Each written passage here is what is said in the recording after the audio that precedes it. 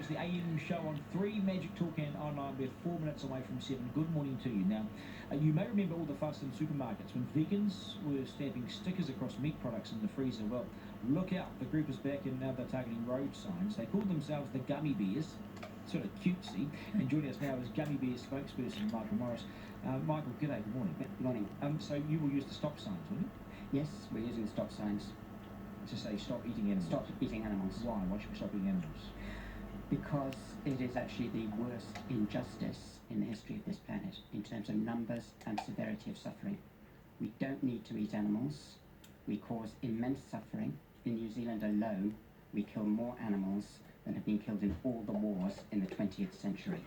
And most of those animals die, live in torment and die in agony. It is absolute travesty of any sort of justice. Okay. Now, what about the vandalism on the signs? Well, they're not your signs, are they?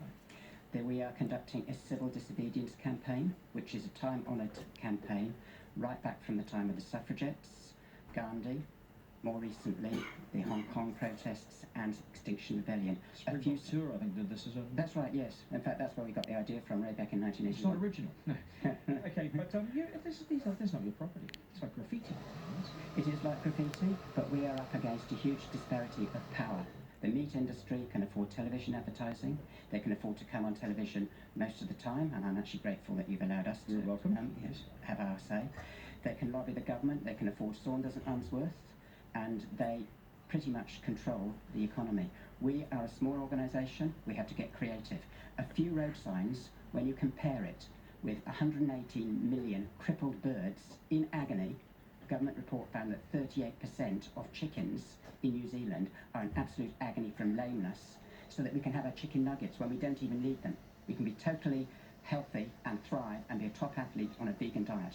It's will you actually take the signs down? So you'll put them on for how long? Will you go take them down? Is it someone else's job to do that? The stickers, your stickers? There tends to be natural attrition. I don't see any more Stop the Tour stickers on there. I don't think Hearts took their stickers down. No. So you just think people come and rip them off anyway? People will probably come and rip them off. We do have to replace them occasionally. We may get onto a different campaign later. So vegan is, so you're vegan, so you were vegan when? When did you turn vegan? I turned vegan in 2003. Right, and before that you were vegetarian? I was vegetarian since 1984. So what's a vegan? So vegan is no animal products whatsoever? Yeah, vegetarian won't eat anything that kills an animal directly, so no meat. And that's a visceral response. Most people realise that, killing a meat involves teenagers.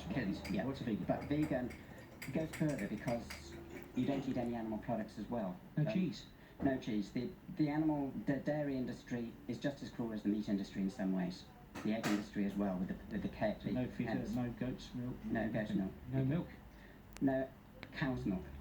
What sort of milk do you have? There's soy milk, there's rice milk, there's macadamia milk, almond milk. Now that hemp seeds have become illegal, there's hemp milk, which is just entering the market. Interesting. I'll look out for your stop signs around the place, Mark.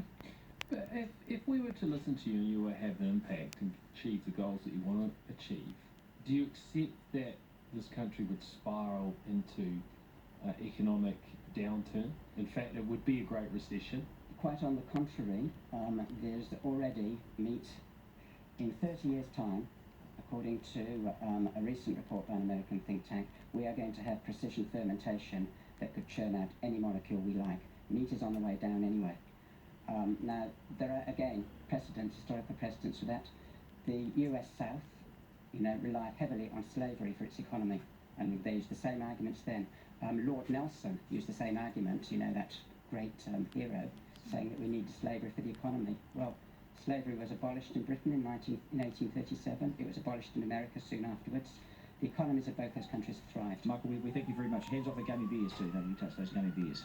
Yeah, gummy bears aren't actually vegan, but there is a vegan option available. Oh, do you know gummy bear? Okay, thank you very much. Okay. My favourite flavour, yellow. Okay, thank you very much. Gummy bears spokesperson, Michael Morris. This is the AM Show.